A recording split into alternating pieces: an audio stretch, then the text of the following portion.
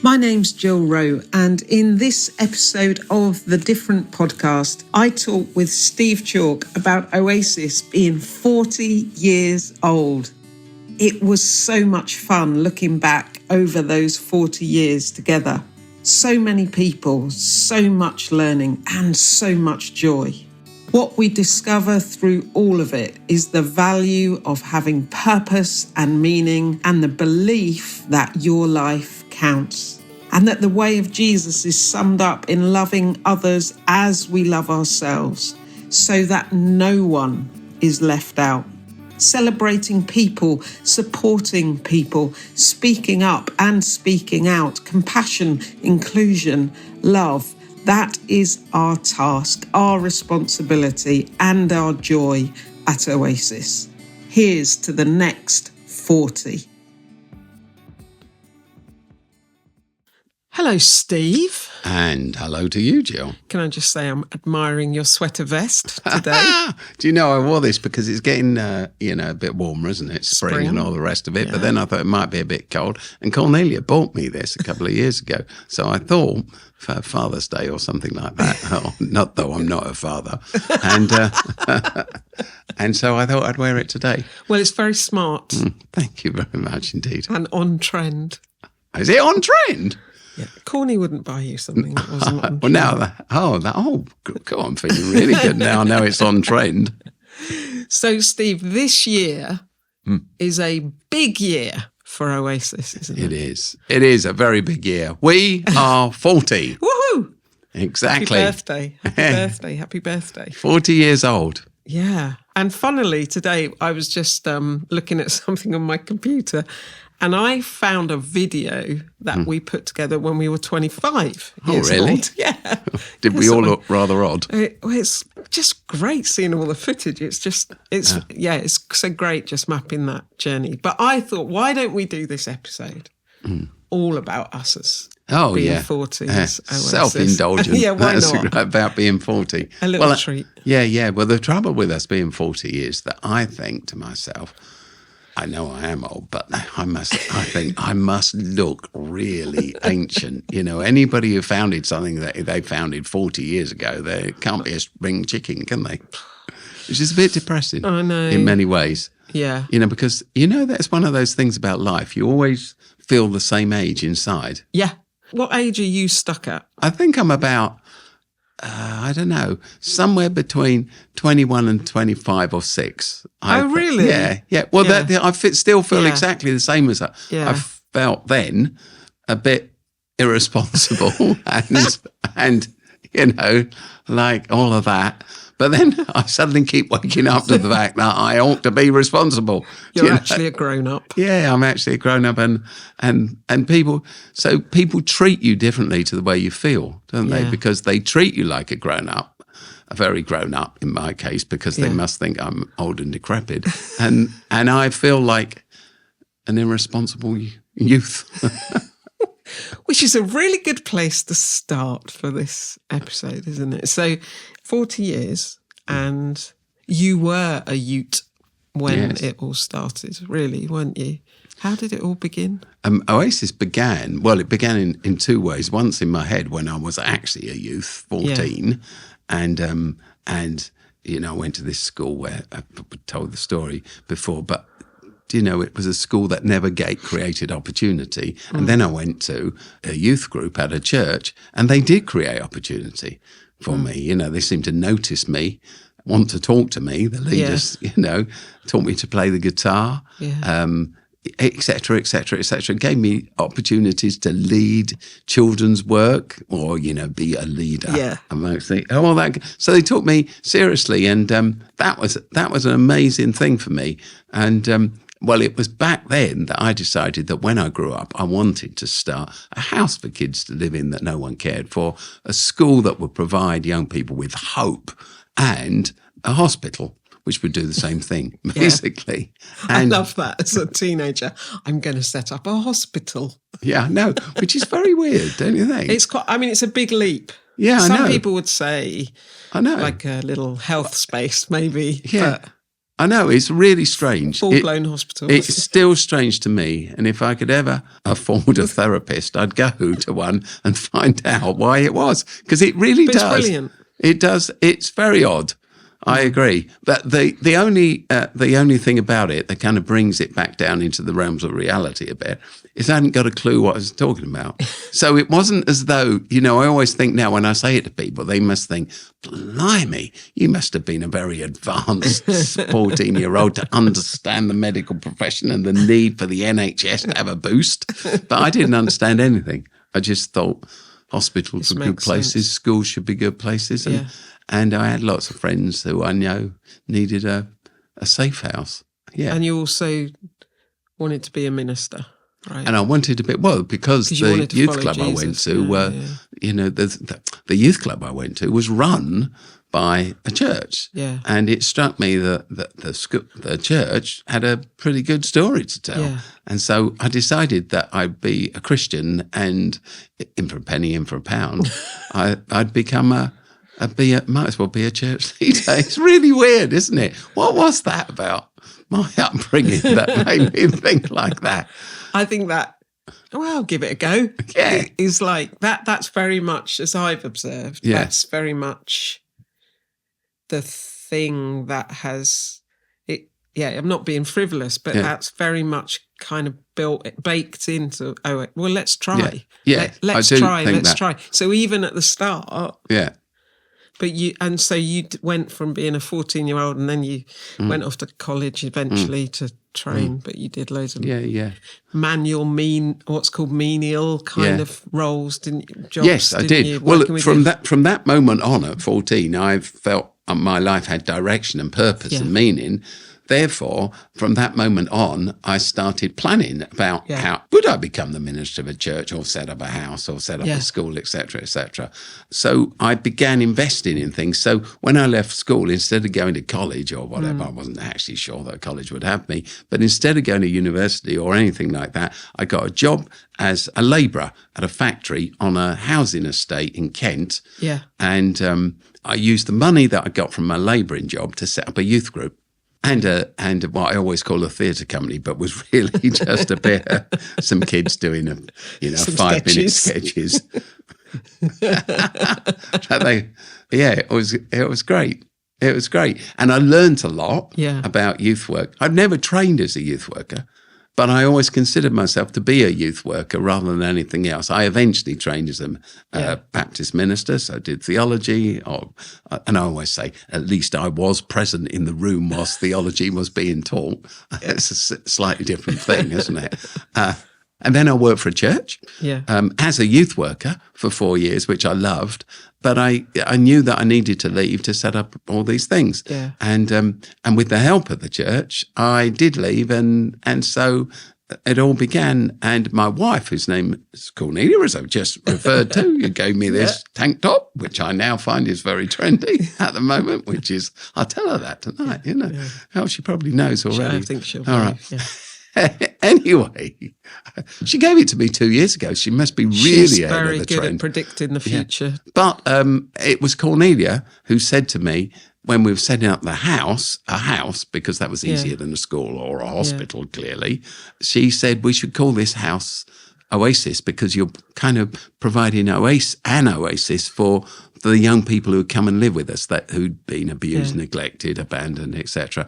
And so we set up a charity called Oasis to run the house, and that's what Oasis is.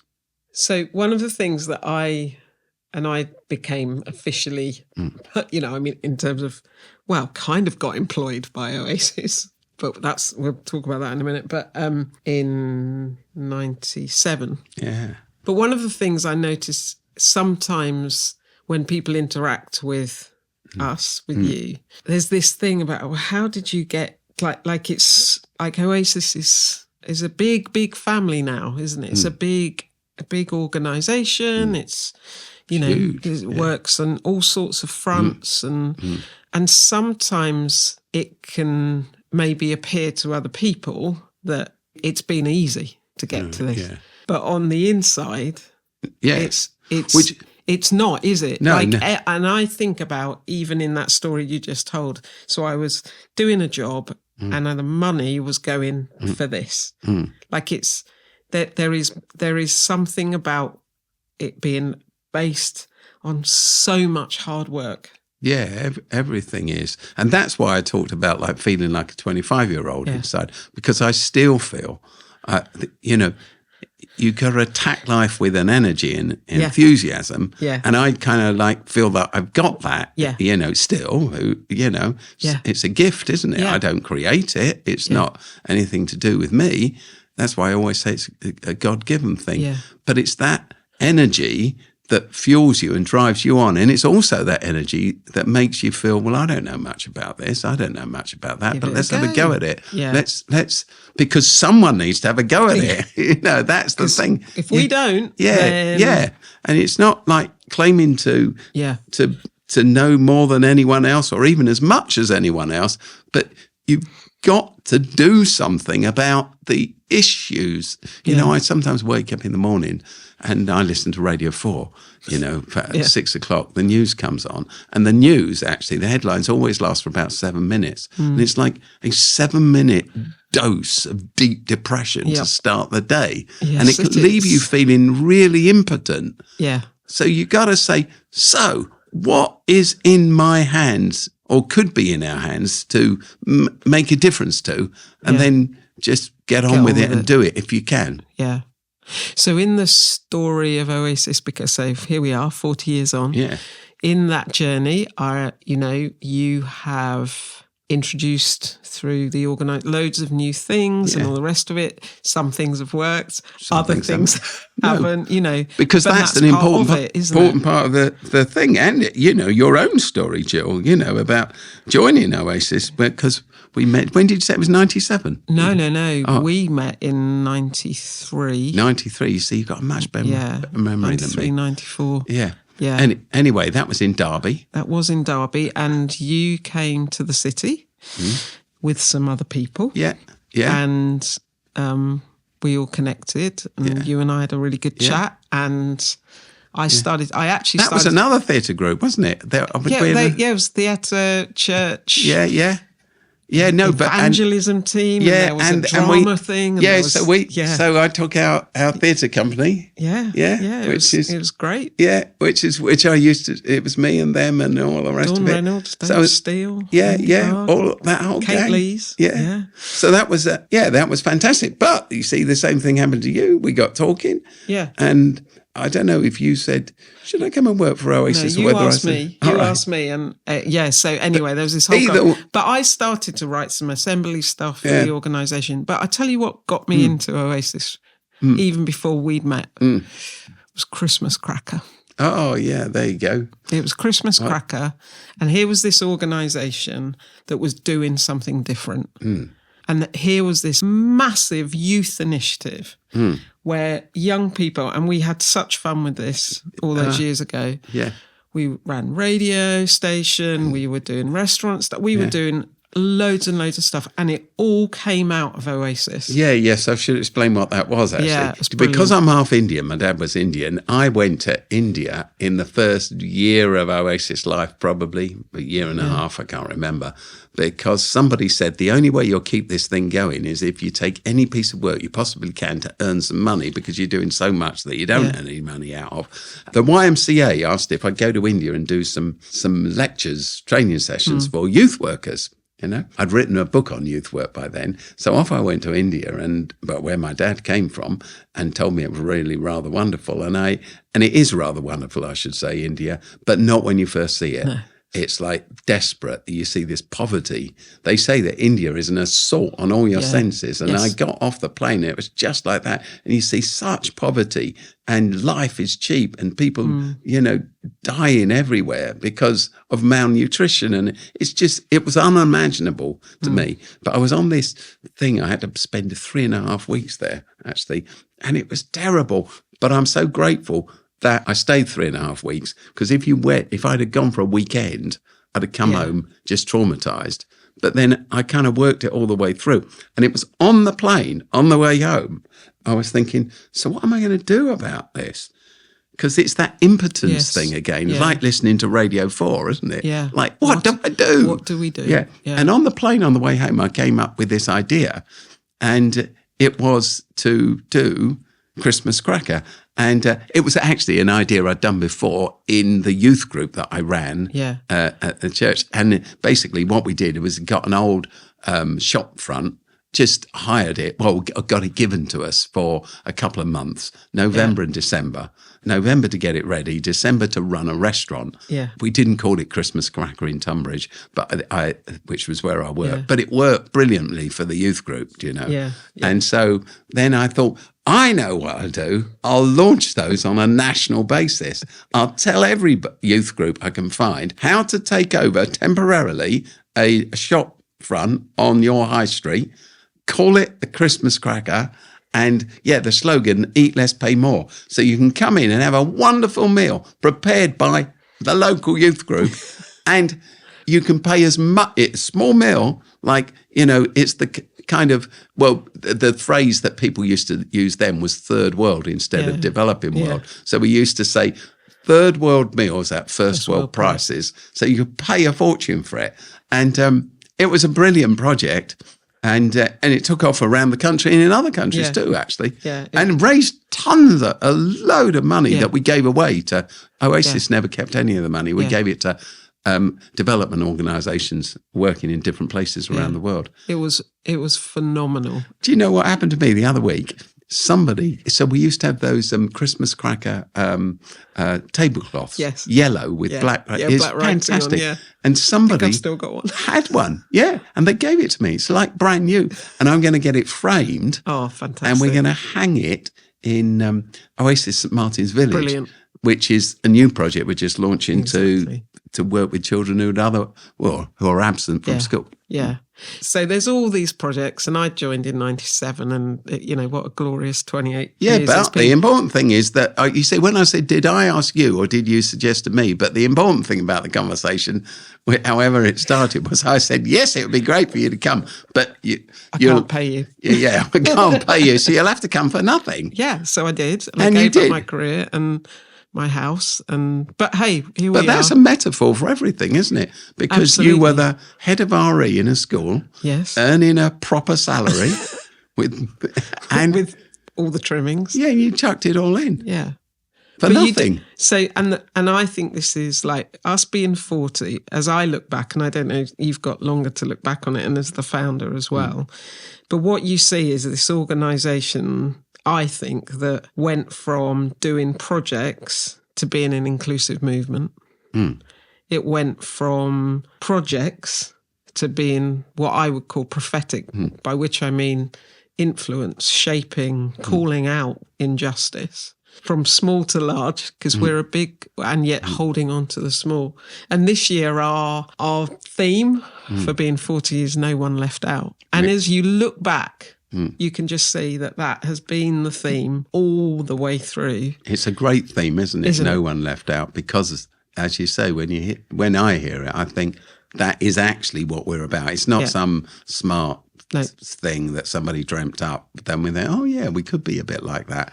It's like, that's who we've always been. But as you say, it's like, if you don't give up, you keep learning, don't you? You learn every day, and that gives you the opportunity to, if you like, develop in your understanding of life and philosophy and social interaction and your understanding of policy and your understanding of what inclusion really is all about. And that pushes you to the edge, and then you have to speak up. You have to speak up, and that's joyous. Yeah, absolutely. And I was drawn to the daring and the commitment and the risk-taking and the slightly ridiculousness of ideas, and that actually is really attractive, isn't it? It pulls you in. And our friend Rob Bell, I remember him saying when he was here, he said, because he was in the Waterloo space, and he just said, you can spot an Oasis person in the room. There's something about them. You can spot them. They stand out. And I was like, oh, that's really interesting. And he was actually talking about our friend Dave Parr. He was saying you could see, there's no way, so there's this thing about being part of this that is about the daring and the risk and all the rest of it.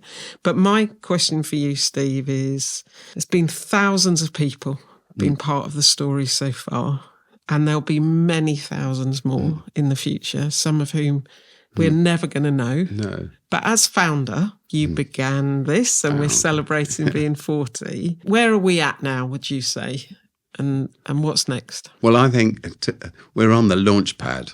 I genuinely think that. I wasn't making that up. I mean, that's what I genuinely think. I feel. I think we got to the place where we got opportunity and therefore responsibility, even obligation, to go further. Do you know? So you earn your spurs, or perhaps we don't earn them, but you know, we are there, aren't we? And we're engaged in, in housing and schools and youth clubs and et cetera, and the justice sector and so much else.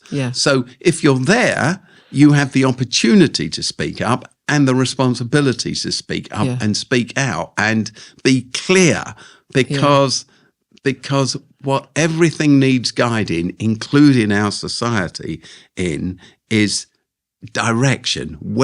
Who are we? Where are we going? What kind of society are we building? What will it look like? So I think Oasis has two responsibilities. One is to, in kind of little microcosm ways around the country and elsewhere, to demonstrate that inclusion and what an inclusive community that celebrates people and supports people really looks like. And we got to keep working at that, because we got a long way to go. Yeah, absolutely.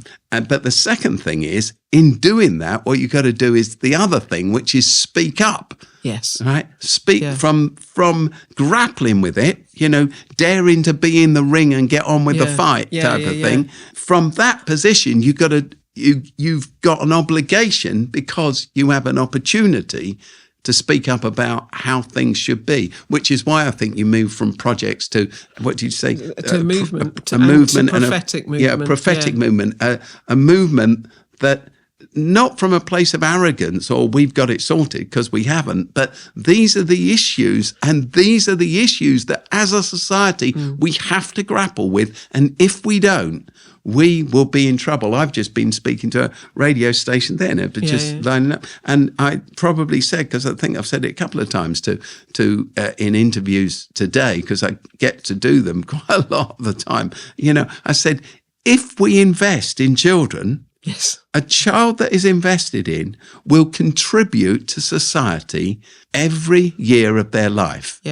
A child that's not invested in becomes a cost to society and therefore the economy. So invest in children, and you turn them from being a lifelong cost to being a lifelong contributor. So we build a healthy economy. My point is, when I talk to some people, I'm really, without saying it, I'm saying, look, even if you don't care just about on the economics of it. even if you don't care about these kids, just think money.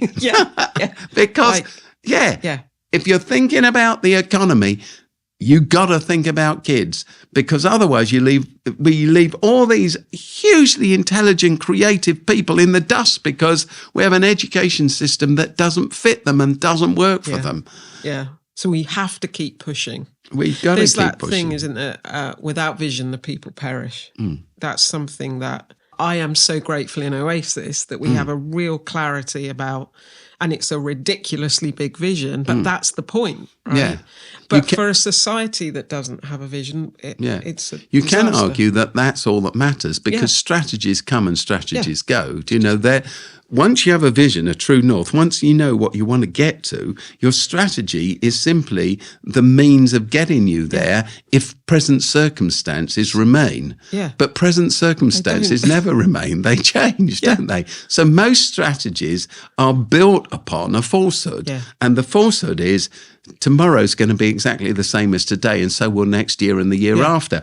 But because everything's in flux and changing the whole of time, that's why vision is the central thing. You could argue it's not the only thing you need, because you do need plans, but you need to be prepared to change those plans and move forward. And it's interesting how much time in any organisation, any company, any business, any government gets invested in strategy, but not the vision. Yeah, that's right. You hear all the plans, but yeah. you don't hear that statement which says, this is who we are and this is what we're going for. And that's why Oasis has evolved, as, everything it does really, either for better or worse. But I think Oasis has moved from having ideas and projects to being an organisation that believes that inclusion is so important. We give our lives for it and we work for it every single day of the year and most evenings and nights, Yeah. So we say, don't we, our vision's for community, a place where everyone is included, making a contribution and reaching their God-given potential. Yeah. I mean, that just gets you out of bed every morning, doesn't it? Because I am old, I like Paul Simon, this great songwriter. It's a fantastic songwriter, and there's a song on one of his albums, which is often on the radio, actually. Yeah. It's called One Man's Ceiling is Another Man's Floor. And I think it's a brilliant song and a great line, because one man's ceiling is the next guy's floor. And I think that what we're about in Oasis, in our generation, is pushing the ceiling up and up and up and up, because the next guys are their starting point is our stopping point. Do you see? So the further we get, the harder we run the race, the better the starting position of the next people in this relay. Yeah. So we're just always passing on the baton, to mix up the metaphors. And I think when I used to hear you say that before, because you've always said that to us, I always felt you were just saying it to us as a Oasis organisation. But now when I hear you speak, I feel like you're presenting a very bold vision, which is actually just, come on, everybody, let's do this thing. Let's change this stuff. I've written to 3 cabinet members in the last week. Not just like, I'm not stalking them or anything. No, they're people I know, and I write to them about these things, because these things are really important. Yeah. It seems obvious, but it's so hard to do. And I think that everybody knows it's obvious, but they also know it's so hard to do. Yeah. We've got to get these things right, or our society will crumble in ways that we will regret for a long time. So we are 40 and we are going to be however many years ahead as well. And so for you, Steve, I mean, what you just said obviously really matters to you. But if there was anything else you were like, do you know what really matters to me, Jill, in our 40th year is that everyone knows this, what would you say? Well, I think we've coined it, haven't we? No one left out. And I think that anniversaries are for looking forward, not looking back. You do a bit of looking back, obviously. So, old photographs, and we all laugh at our hairstyles or whatever that is. But it's all about no one left out. And tragically, that's not true. Yeah. It's not true. It's not true in the communities where we work. Yeah. We haven't reached a place where no one's left out. Yeah. We are in a position where people are abandoned for all sorts of reasons, way beyond their control. And, I see that in one of the Oasis newest projects, Oasis Restore, where we work with kids who have, they're with us because they're serving a sentence for violent crime. But the reality is, without excusing those crimes at all, not trying to excuse it, but to understand it, as you sit and talk to them, any and every one of them, you discover these are people who life has cheated. They've not been loved. They've not been cared for. They've not been seen. They've not been heard. They've been abandoned. They've been abused. They've been neglected. They've been left out. They've not fitted in. The way they learn wasn't the way that schools wanted them to learn. So they felt as though they couldn't learn. They felt pushed out. They've often been actually excluded altogether.